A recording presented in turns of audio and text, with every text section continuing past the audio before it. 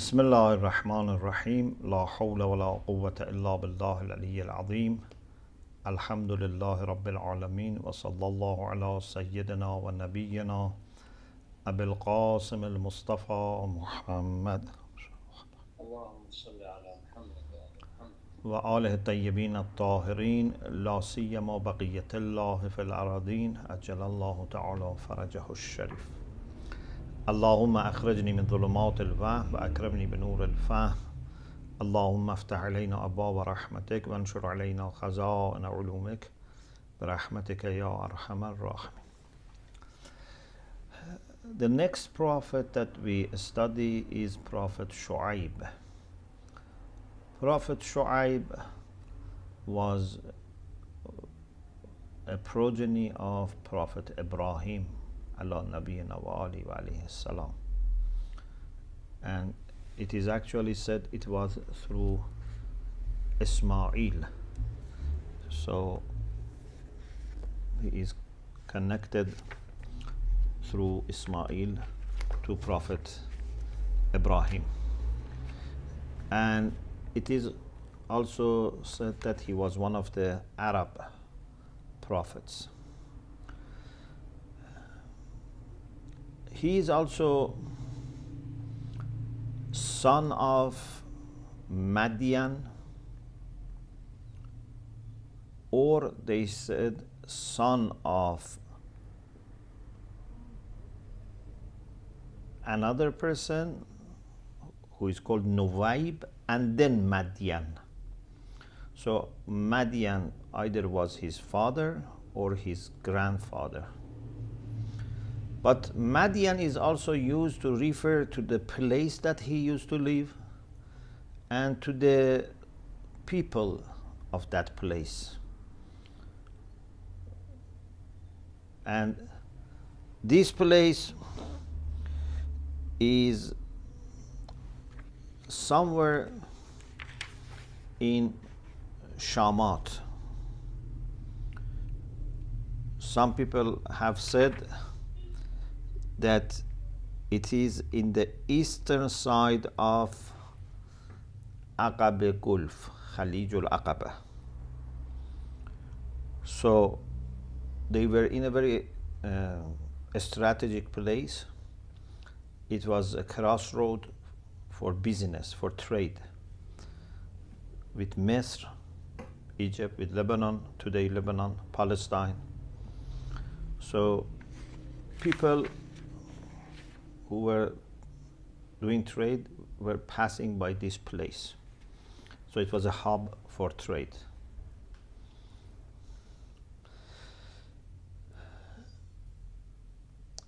The problem that these people had was lack of tawheed first, as the root for all problems, and then some kinds of corruption. In particular, you can call financial or business corruption, in the sense that they used to not interact with people based on fairness and justice.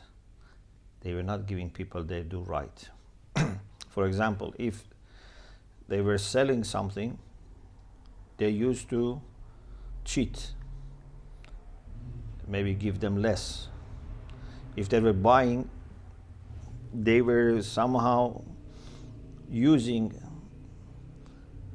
their own advantages, like being there and being strong, etc., to bring down the value of the good that they were going to buy.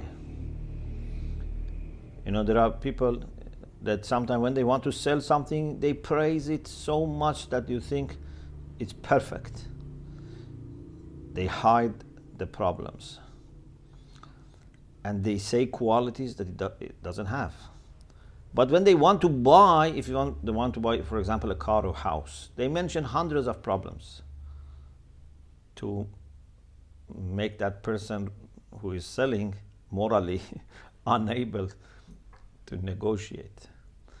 If someone is not familiar with this kind of a style, he would be morally affected. And sometimes maybe he believes that if he's not expert, that maybe these problems are there. So this was a kind of particular mischief and corruption that they had. The story of Prophet Shu'ayb is mentioned in the Qur'an in several surahs. Surah A'raf, Surah Hud, Shu'ara, Ankabut, and Qasas. So in 5 chapters, the story of Prophet Shu'ayb and his people is mentioned. In the whole 5 surahs, there are about more than 40 verses about Shu'ayb alayhi salam, and his name is mentioned 11 times in the Quran. So we start with Surah Hud, verse 84. So if we can have verse 84 on the screen, we can then start seeing what the Quran says. Also, it is interesting that Prophet Shu'ayb is known as Khatibul Anbiya. He was very eloquent and very capable speaker. So he was very much capable of delivering the message with eloquence and precision. Khatibul Anbiya. But of course it didn't stop the opponents to make mockery of him and reject him, etc. But he had this capability. So verse 84 says, أعوذ بالله من الشيطان الرجيم وإلى مدين أخاهم شعيبا. To Madian, either the city, the place, or the people, because the people are also called Madian. We sent their brother Shu'ayb. This is a phenomenon that repeats in the Quran, that prophets are introduced as brothers for their people, and the prophets consider them as their own people. Qawmi, qawme. And we have talked about this in some lectures. Muballigh, a preacher, must establish such a good relation of brotherhood with the people that he wants to help and guide, and they should be able to see in him a brother, and he should see them as his own people. قال يا قوم, O my people. He didn't say only good people are my people. As a teacher, you cannot say only good students are making my class.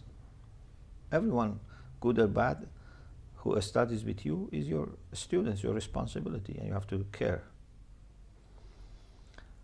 قال يا قوم اعبدوا الله ما لكم من إله غيره. He started with highlighting Tawheed, because Tawheed is the main solution and Shirk is the main problem.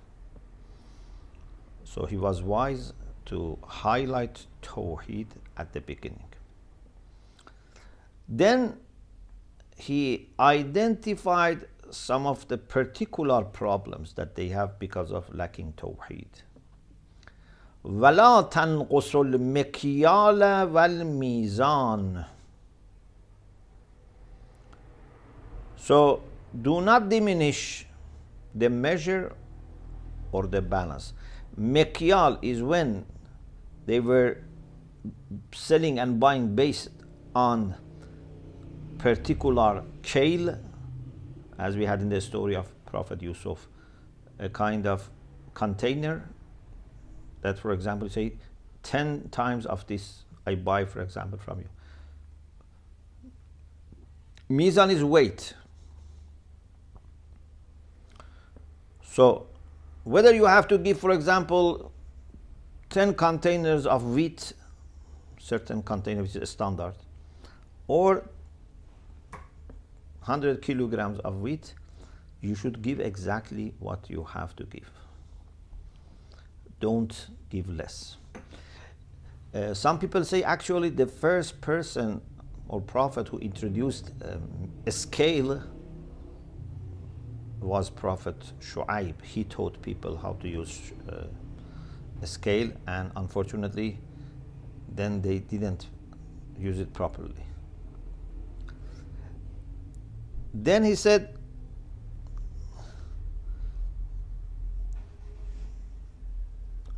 إني أراكم بخير. He said, I see you that you are good or in good condition. Maybe he wanted to say something positive. Maybe he wanted to say, you are mashallah well off. You don't have poverty. You don't have, I don't know, desperate situation. And out of love for you and concern for you, I say don't do something that would lead to punishment. وَإِنِّي أَخَافُ عَلَيْكُمْ عَذَابَ يَوْمٍ مُحِيطٍ. I have fear for you that you may face punishment of the day which is embracing, all embracing, embraces everyone. There is no way to escape. وَيَا قَوْمِ. Then the next ayah, again he repeated, وَيَا قَوْمِ, my people. أَوْفُوا الْمِكْيَالِ. So when you want to give the measure, the balance, give it in full. أوفوا المكيال والميزان بالقسط. In full, with justice. Don't take from rights of people and bring to yourself. Qist is a kind of justice in relation with people, a kind of interpersonal justice, social justice. Qur'an says, وَزِنُوا بِالْقِسْطَاسِ الْمُسْتَقِيمِ. Qistas also and qist are related to each other. Qistas means like a scale. وَلَا تَبْخَسُوا النَّاسَ أَشْيَاءَهُمْ. Another problem that they had was that when they were buying from people or selling, they were trying to underpresent, if there is such a word, the other person's goods. And this is now has become a very common expression. Sorry, let me close the door.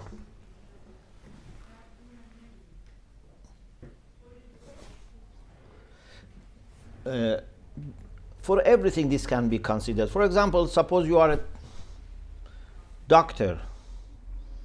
You are not selling or buying something.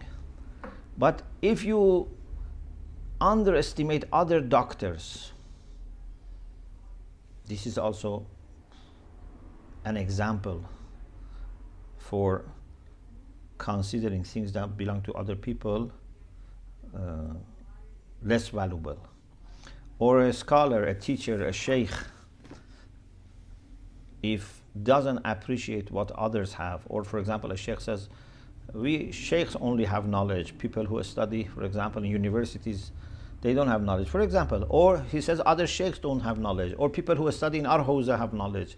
People who study in other hawzas don't have knowledge. So this is very common problem, although maybe in the case of the people of Prophet Shu'ayb was mainly financial, maybe was in transactions, but it can be extended. لا تبخسوا الناس أشياءهم. Do not underestimate things that belong to other people. Do not undervalue. وَلَا تَعْثَوْا فِي الْأَرْضِ مُفْسِدِينَ. Do not act wickedly on the earth, causing corruption. Corruption has many branches. One type of corruption, for example, we studied about the people of Lut. This is another corruption, financial corruption. And money, it is interesting, although money is not as such important Islamically, because all dunya is mata'un qaleel, but this doesn't mean Islam doesn't have care for money. Actually, to the opposite. Allah says money is qiyam. لا تؤتوا السفهاء أموالكم التي جعل الله لكم قياما. Don't give to people who have no rational capacity your money, which Allah has made qiyam for you. If you have money, if you have your financial situation sorted out, you can stand up. Money has to be dealt with care. Therefore, economy is very important for Islam. Observing the rights of people in transaction is very important for us. We shouldn't say because dunya is not important, it doesn't matter, you give 1 kilo less or more. Everything is very important. And if we manage to have fair economy, even people spiritually can flourish better. Instead of having a society in which people are deprived, people are kept poor, people have to struggle for their daily bread. That is not a society that Islam, likes.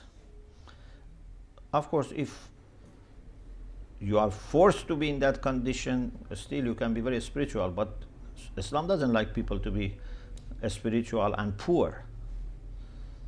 Islam likes the poor people to be spiritual, rich people to be poor, spiritual. But once that Islamic society to be economically advanced, developed, fair, prosperous.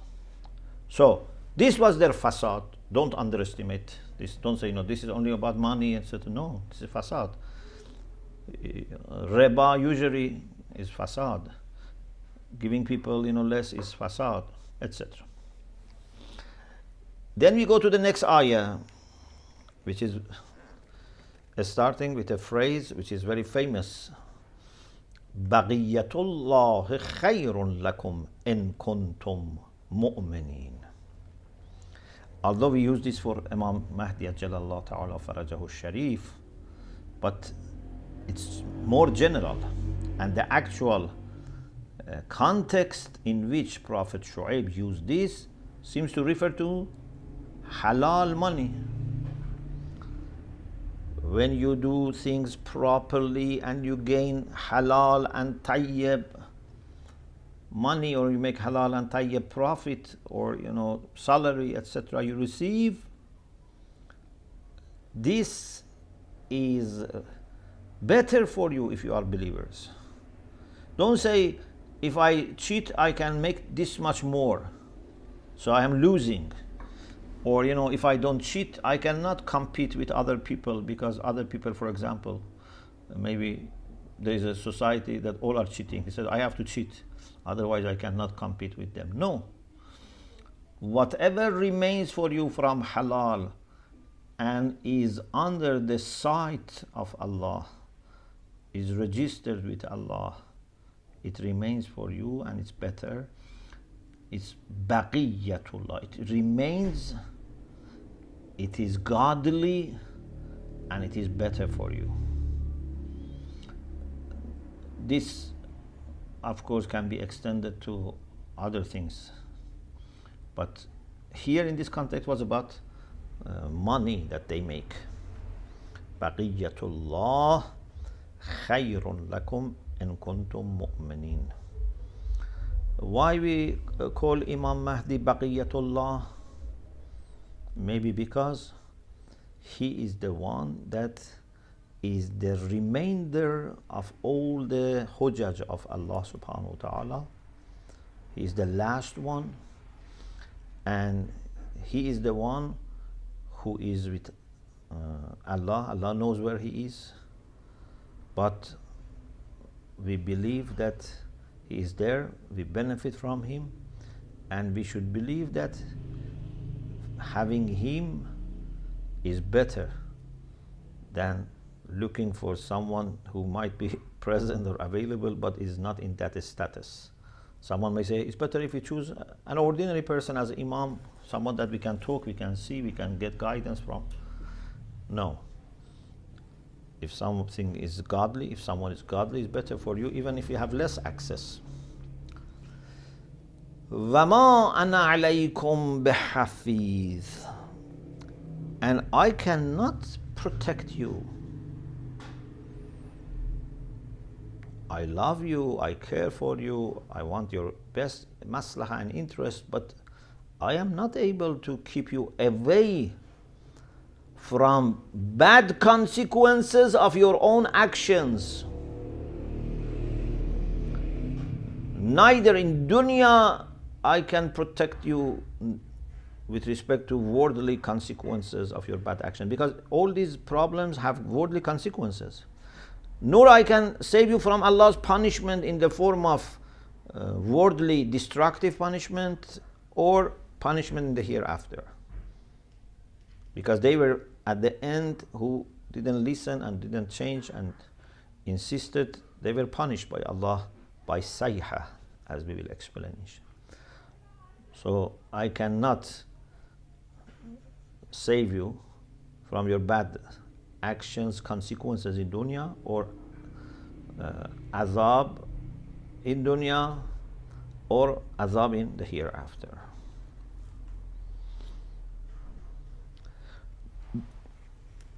But the response, unfortunately, as expected, because we have seen this model in many other prophets, is not logical, is very arrogant and very ignorant. They started basically mentioning anything that could come to their mind. Even sometimes, people, when they don't have something really as a criticism, they mention your good points and then they criticize you. For example, Prophet Shuayb alayhi salam was very much committed to salat. He was very devoted to salat.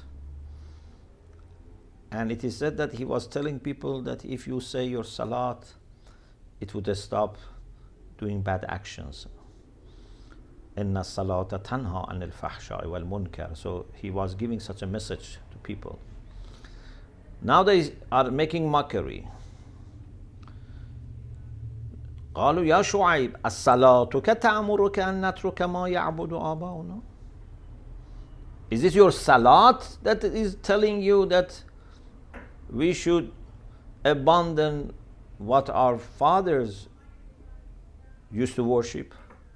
Because the first thing was that he said, worship only Allah subhanahu wa ta'ala.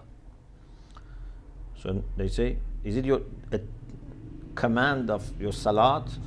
أَصَلَاتُكَ تَأْمُرُكَ أَن نَتْرُكَ مَا يَعْبُدُ آبَاؤُنَا. Or is it your salat commanding you that we should not do with our money what we like?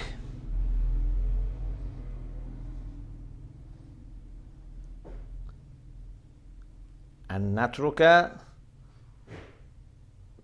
to leave aside, to abandon what we like to do with our money.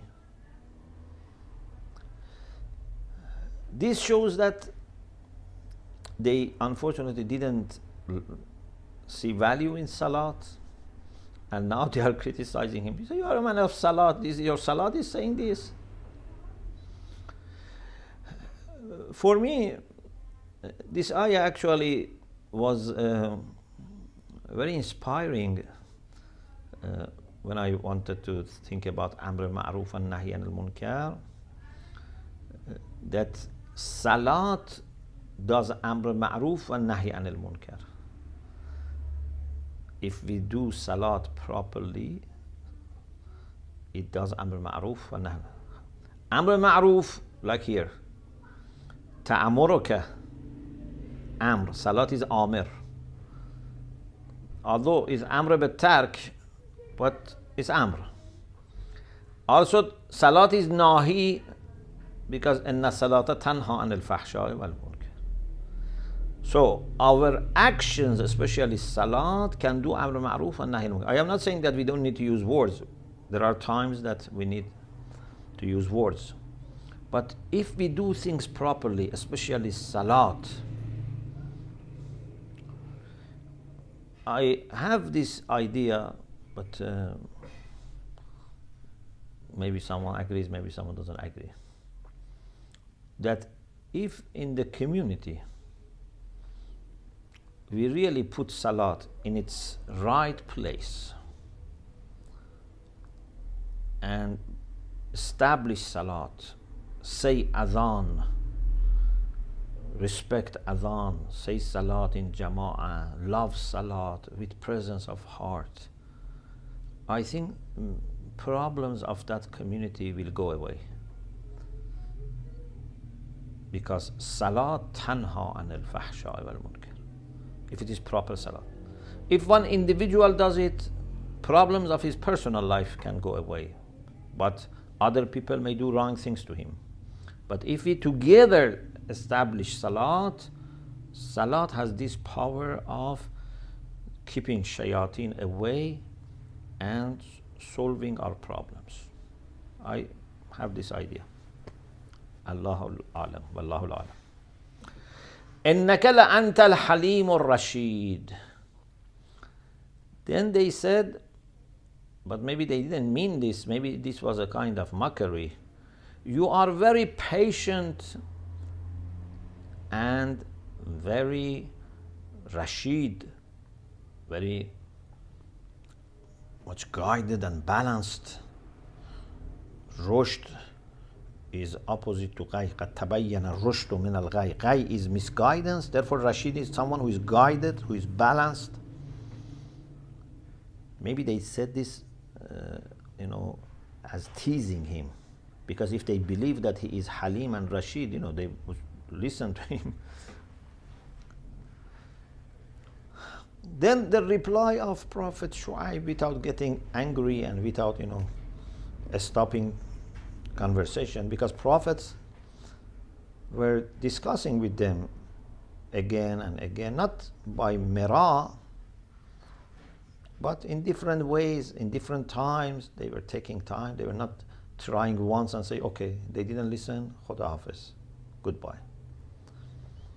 They worked hard. They used different possibilities, but when at the end there was no benefit and they were insisting and they were corrupting, etc., then the situation was changing.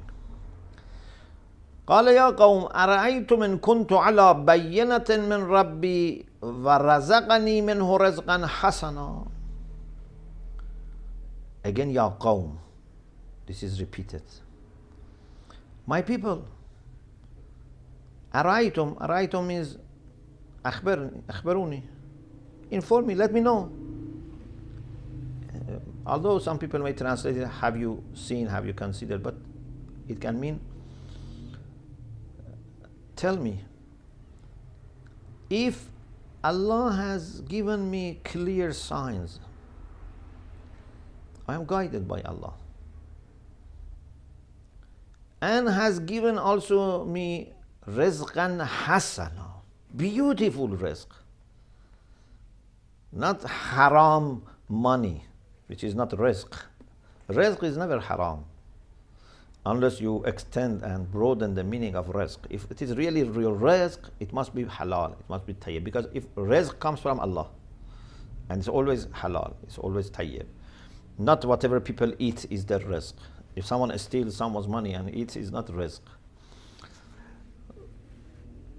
What I have is rizq hasan, beautiful. Even if looks the same, maybe even worldly talking, their food was more, interesting, catching more eyes. They had, different food, etc. Maybe food of Prophet Shuayb was simple, but this is hasan, this is beautiful. Something which is halal and tayyib is beautiful. What is not halal is fahsha and munkar, is ugly, even if you cannot sense it. So if Allah has been so kind and supportive, He has provided me with signs, clear signs, with revelation, knowledge. He has given me rizq. What should I do? Then should I fulfill my responsibility towards Allah and towards you, or should I follow you, or just stop?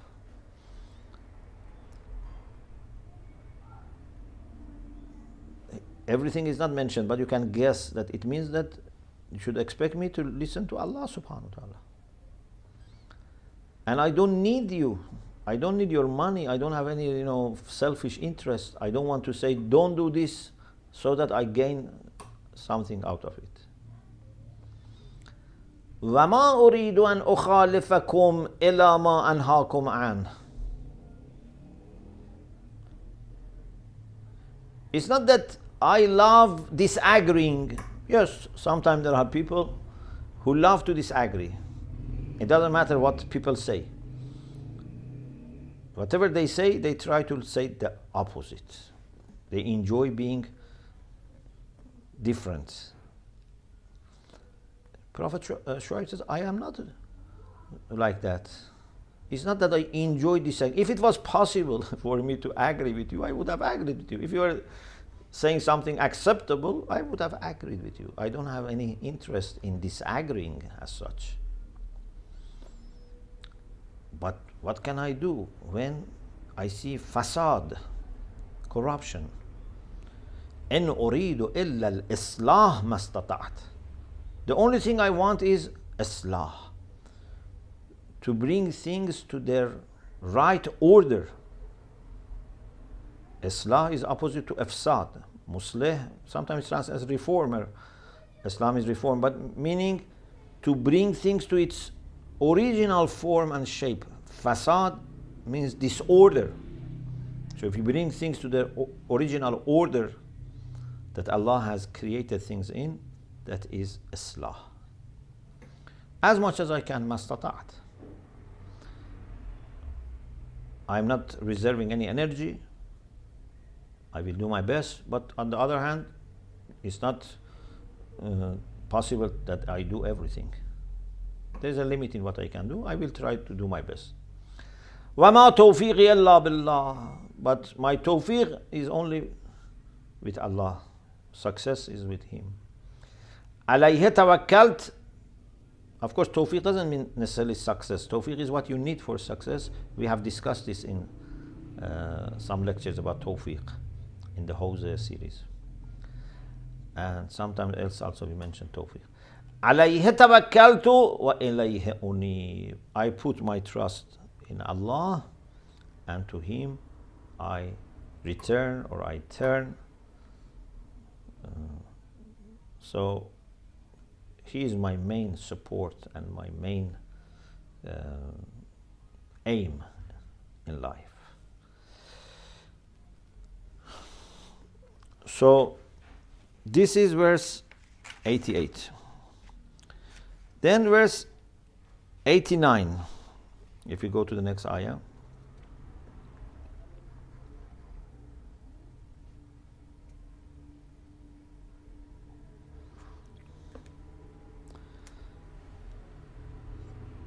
He warned them also about the same destiny of some previous nations and people, tribes, happening to them.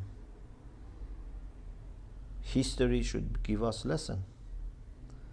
وَيَا قَوْمِ, again, يَا قَوْمِ, O my people, لَا يَجْرِمَنَّكُمْ شِقَاقِي أن يصيبكم مثل ما أصاب قوم نوح أو قوم هود أو قوم صالح.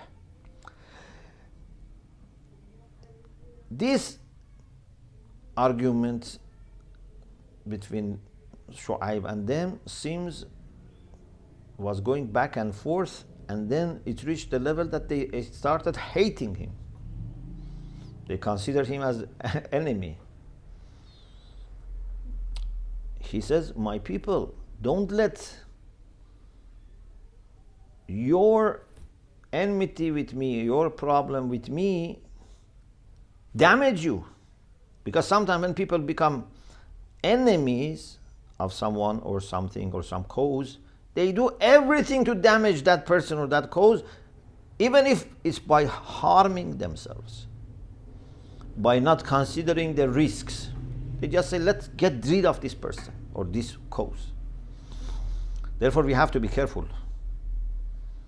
There is such a mentality, and as much as possible, try to maintain. Don't, trigger these people's anger and enmity. These people are not rational. You have to be careful. He said, my people, try to soften their hearts. Don't let separation, disagreement with me, problem with me, cause you to be heated by the same thing that before you, people of Nuh, people of Hud, people of Saleh were hit. Especially people of Lut are not very far from you. Either far in the sense of geography or time. Means still you remember, you know what happened to them, and they were not very far, they were both in Shamat. My suggestion for you is restore your relation with Allah, solve the problem that we have with Allah. وَاسْتَغْفِرُوا رَبَّكُمْ.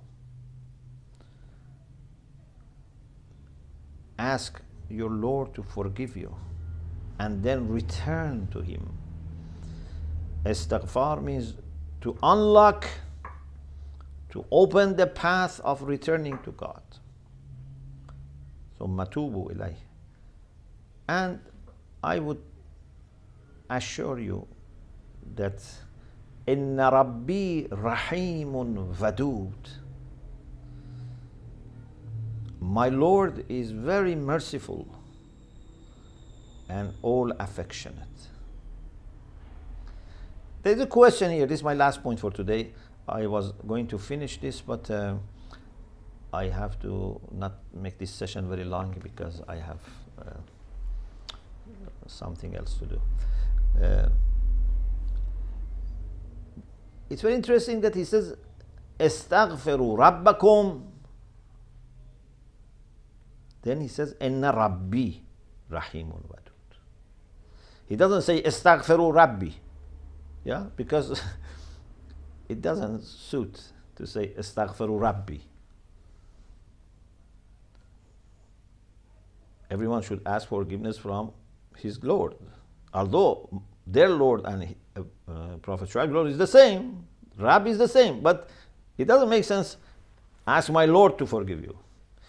Indeed, he wanted to remind them that Allah is their Rabb, and they should ask Him for forgiveness and return to their own Rabb. But he could say, "Inna rabbakum rahimun wadud." But he says, "Inna rabbi rahimun." There could be different reasons. One is to say that my Rabb and your Rabb is the same. So sometimes he says rabbakum, sometimes a rabbi, but it's the same person. But there can be another reason. How you find your Lord depends on your own character and behavior. For some people, Allah is not Rahim. Their Lord is not Rahim. For some people, their Lord is not forgiving. These are the people who have not made friendship with God. These are the people who have Ya'as and Rawhillah. There are people who say, Allah is not God, my Lord is not going to help me, my Lord doesn't bother me, or my Lord even wants bad things to happen to me.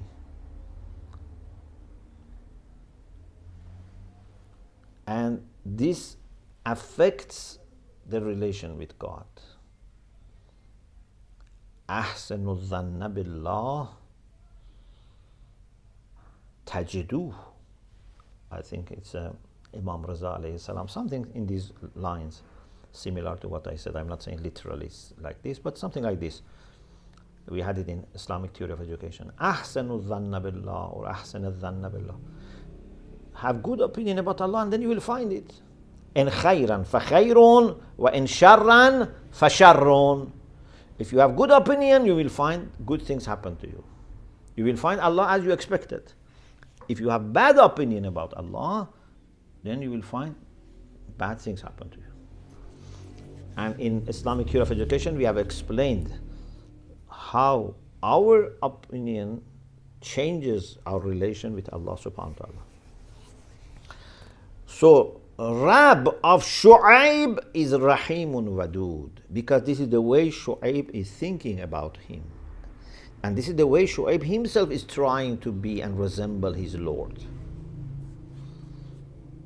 But maybe they were not finding Allah in this way, they were not expecting Allah to be this way, and then in the end Allah was not treating them except what they expected. Of course, it's not 100% defining how Allah behaves. Sometimes even people who have bad opinion, Allah is forgiving. But it has impact. If you have positive opinion, it has impact. If you have negative opinion, it has impact. Then we have their reply again. Another round of, replying. Inshallah, we'll discuss it next week. Bismillah. Alhamdulillah. Rabbil Alameen.